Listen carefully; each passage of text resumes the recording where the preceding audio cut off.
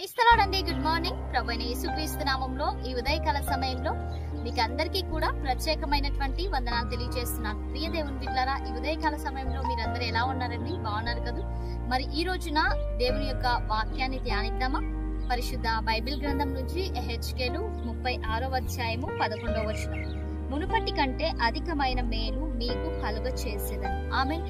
దేవుని నామానికి మహిమ కలుగును గాక. ప్రియ దేవుని బిడ్డలారా, నిజంగా గడిచినటువంటి మాసం అంతా కూడా దేవుడు కాపాడి మరి ఒక నూతన మాసంలోనికి పరిశుద్ధాత్మ దేవుడు మనల్ని నడిపించాడు.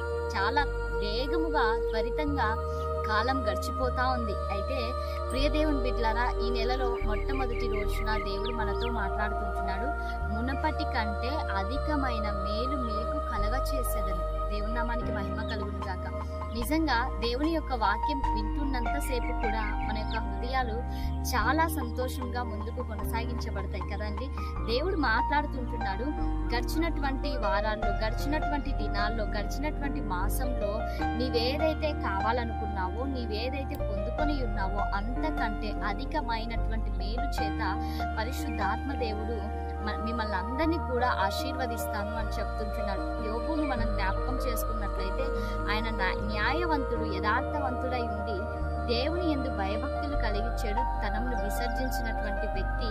అయితే ఆయనకు వచ్చిన ప్రతి కష్ట సమయంలో కూడా దేవుణ్ణి వదలలేదు, దేవుని విడిచిపెట్టలేదు. అవునా అండి?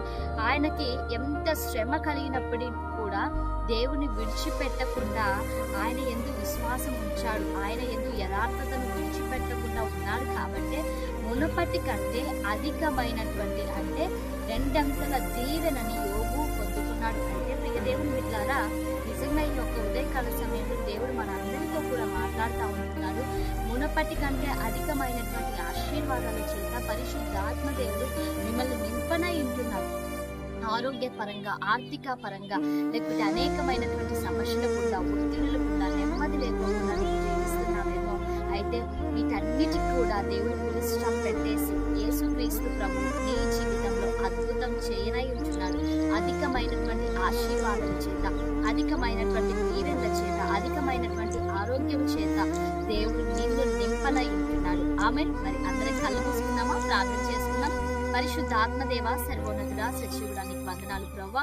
ఈ ఉదయకాల సమయంలో ఈ కార్యక్రమాన్ని చూస్తున్న ప్రతి బిడ్డను కూడా మీరు జ్ఞాపకం చేసుకోండి, దీవించండి, ఆశీర్వదించండి ప్రభువా. నీకు స్తోత్రం. మీ మేలులకై నీ బిడ్డలను మీరు జ్ఞాపకం చేసుకోండి. చక్కటి ఆరోగ్యాలను దయచేసి ఈ దిన సమృద్ధి చేత ప్రతి ఒక్కరిని కూడా మీరు నింపమని యేసయ్య నామములో అడిగి వేడుకొని పొందించున్నాము తండ్రి. Amen. Praise the Lord. God bless you all. Have a nice day.